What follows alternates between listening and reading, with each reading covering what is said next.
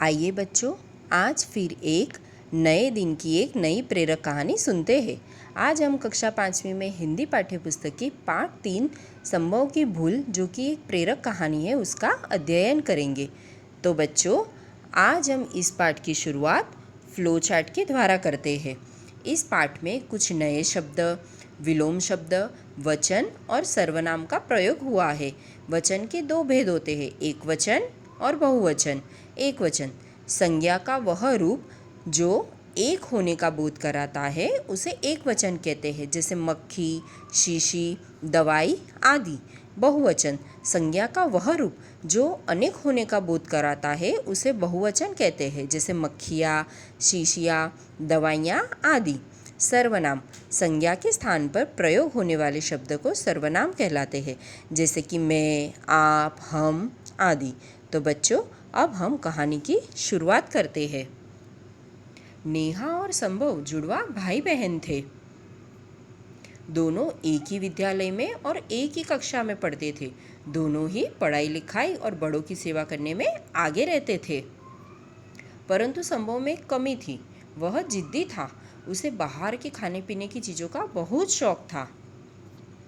उसे घर में सभी समझाते थे कि बाहर का खाना सेहत के लिए हानिकारक होता है, परंतु वह चिकना गड़ा था, यानी कि उस पर किसी की भी बात का कोई प्रभाव नहीं पड़ता था। एक दिन खाने की छुट्टी में संभव ने स्कूल के बाहर चाट वाले को खड़ा देखा, तो चाट देखकर उसके मुंह में पानी आ गया। उसने सोचा, अरे वाह, आज अच्छा मौका है। पापा ने मुझे कॉपी खरीदने के लिए 50 रुपये दिए हैं, क्यों न मैं बचे हुए रुपये की चाट खा लेता हूँ। यह सोचकर उसने 40 रुपये की कॉपी ले ली और बचे हुए रुपयों से तुरंत चाट खाने चल दिया। नेहा ने उसे बहुत मना करा, पर वह नहीं माना। घर जाने की छुट्टी के समय भी संभव बहुत खुश था, परंतु घर पहुंचते ही संभव रोने लगा। माँ ने उससे रोने का कारण पूछा। संभव बोला, माँ, मेरे पेट में बहुत तेज दर्द हो रहा है। माँ ने उसका माथा छूकर देखा तो उसका माथा भी गर्म था। उन्होंने प्यार से पूछा, बेटा, क्या तुमने आज बाहर से कुछ लेकर खाया था?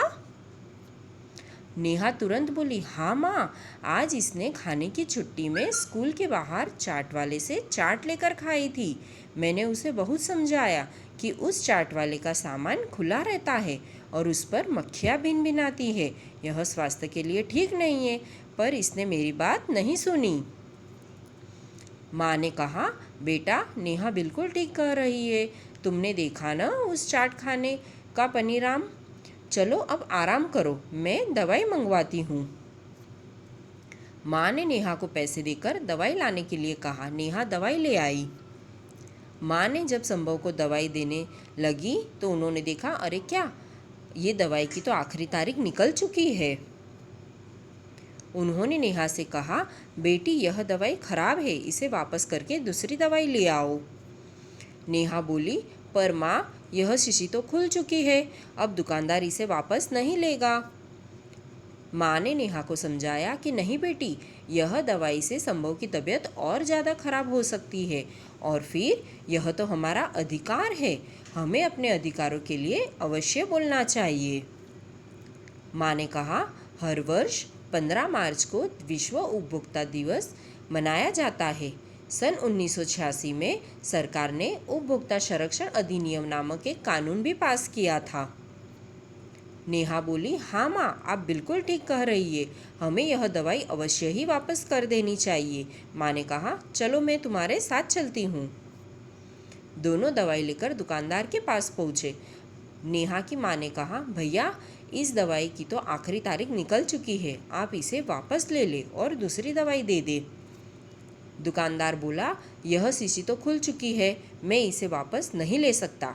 नेहा की माँ बोली, दवाई तो आपको वापस करनी ही पड़ेगी, क्योंकि यह दवाई अब जहर बन चुकी है।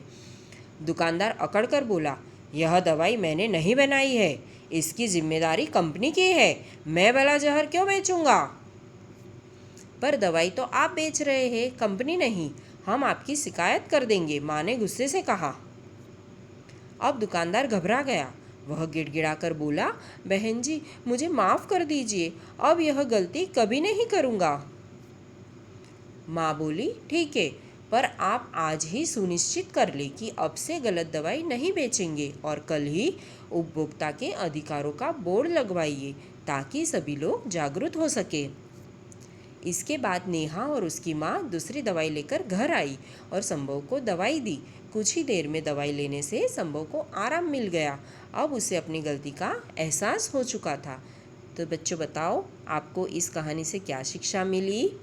इस प्रेरक कहानी से यह शिक्षा मिलती है कि बच्चों को दवाइयों, पैकेट या डिब्बाबंद वस्तुओं पर दी गई उनकी उत्पादन तिथि तथा अंतिम तिथि के बारे में जानकारी देनी चाहिए। बच्चों को ग्राहक के अधिकार की भी जानकारी देनी चाहिए।